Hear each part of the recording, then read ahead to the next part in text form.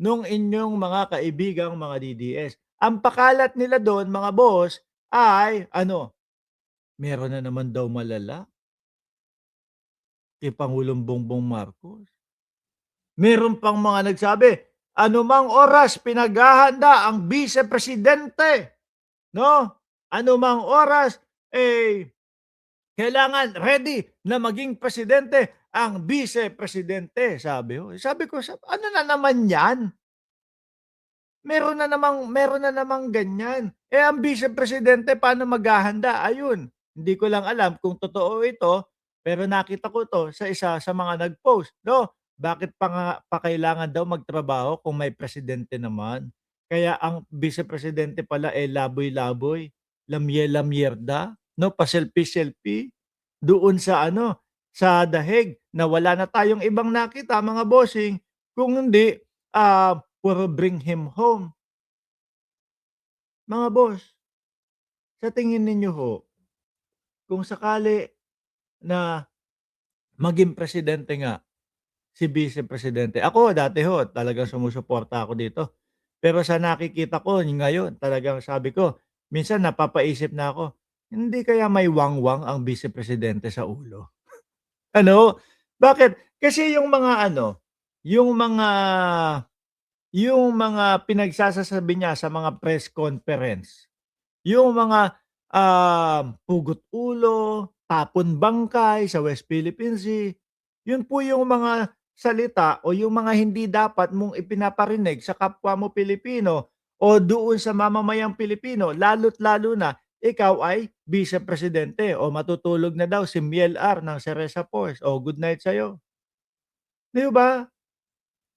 Ako, mga bossing, sabi ko sa inyo, ano ang kahihinatnan ng ating bayan kung sakali na ang Vice Presidente ang maupo? Nakita nyo pa, usaping China lang ho, mga bossing. Alam na alam mo kung saan nadadalhin ng ating Vice Presidente ang Pilipinas, eh. 'Di ba? Usaping West Philippine Sea pa lang po, alam na alam mo na kung ano ang kahihinatnan ng, West Philippine Sea kapagka ang naupo po ang Vice Presidente. Ngayon pakalat sila ng pakalat na malala na daw ang pangulo, malala na ang pangulo. Hindi pa itong mga ito, nadadala doon sa mga kapwa nila vlogger, doon sa mga kapwa nila, mga DDS na nakasuhan. Bakit 'to? Pakinggan niyo ho si Attorney Claire Castro kung totoo po ba yung sinasabi nila na malala si Pangulong Bongbong Marcos. Oh, In-advise po ng doctors na magpahinga po muna si Pangulo for a week. Can you provide us po yung, kung ano po yung specific improvement sa kalusugan ng Pangulo based on the notes of his medical team? Ngayon po, umaten po siya sa oath-taking po ni General Natates Jr. Kaya masasabi po natin na gumaganda, umiigi, umaayos po ang kalusugan ng Pangulo. Matapos oh, umattend sa oath-taking ni General Nartates. Siguro naman kung malala yun, nakaratay yun, malamang sa higaan. Sabi ni Jojo D. Alicando, PBBM, Best President of the Philippines. Sabi ni Music Story, alam Mark, sobrang galit ko sa Duterte family. Kumukulo ang dugo ko dyan sa mga Duterte. Konting kuluan nyo lang po. Ano, baka ma-high blood naman po kayo. Oh? Ito tuloy. Paano, sira na naman yung mga pinagkakakana at pinagkakakalat ng mga DDS na malala si Pangulong Bongbong Marcos. Yan na lang ba talaga ang chance ninyo para mapababa si Pangulong Bongbong Marcos? Aba, baka 2028 na. Oh, baka hindi, baka June 31 na, 2028. Hindi nyo pa din napapababa si Pangulong Bongbong Marcos. Ano na? Paano po kasi ang hirap nung laban nila? Yung laban ho nila, puro ka-fake newsan at puro ka-pekean lang ho, mga kababayan. po siyang ma-diagnose ng doktor patungkol sa diverticulitis. Wala po ba siyang na-mention? Uulitin ko ho mga bossing. Nung narinig ko, nabalitaan ko yung karamdaman ni Pangulong Bongbong Marcos na putik na yan. Ano ba Tagalog dyan? No? O ano ba shortcut niyang diverticulitis? O ay ganun pala, madali naman. Diverticulitis. O. 'Di ba? Nung narinig ko po 'yan, mga bossing,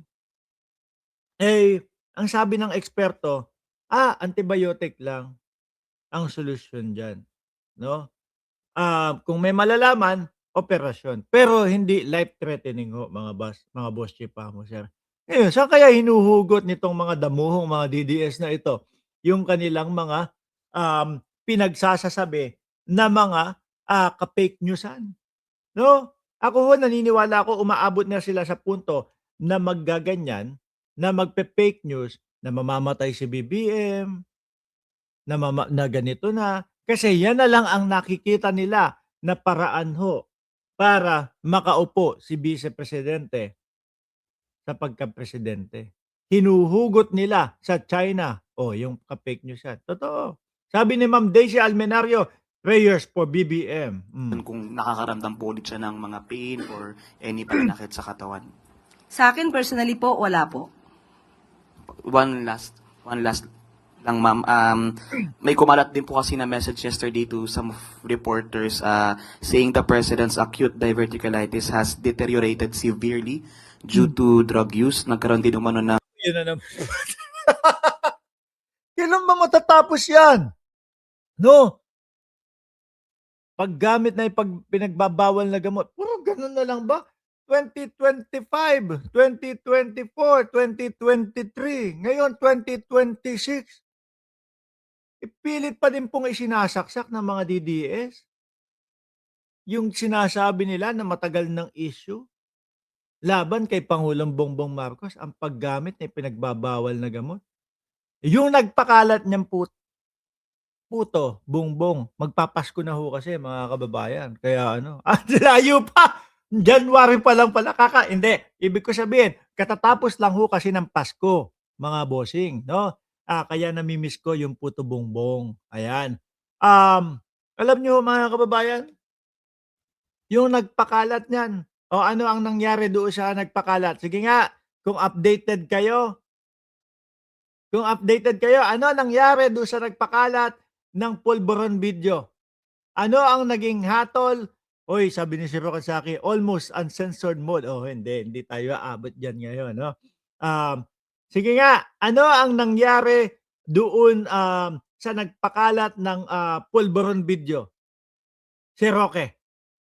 Nabalitaan niyo na? No? Nung nakita ko yung balita, nasa kalagitnaan ako ng tulog, eh. Sabi, si Roque daw na-disbar na. Nakita ko si Larry Gadon. Sir Mark, sabi ni Buangson na life-threatening daw. Yeah, bahala siya sa buhay niya. Alam mo naman yung mga, yang matanda na yan, eh, kung ano-ano mga pinag-iimbento. Sino ba ang